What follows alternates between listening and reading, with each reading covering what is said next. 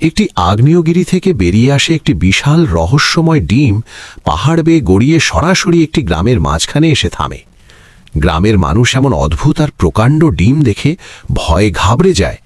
ডিমটি থেকে কি বেরিয়ে আসবে তা ভেবে আতঙ্কে তারা সবাই মিলে ডিমটিকে ধাক্কা দিয়ে পাশের গভীর বনে ফেলে দেয়। কয়েকদিন পর বনের এক গুহার সামনে ডিমটি ফেটে যায় এবং জন্ম নেয় একটি অপূর্ব সুন্দর আর তেজদীপ্ত ফিনিক্স পাখি। সময় পেরিয়ে যায়, ফিনিক্স বড় হতে থাকে।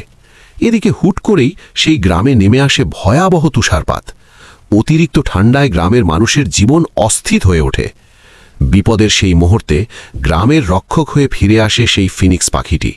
সে তার বিশাল ডানায় সবাইকে আগলে ধরে এবং গুহার ভেতরে আগুনের উষ্ণতা দিয়ে তাদের প্রাণ বাঁচায়।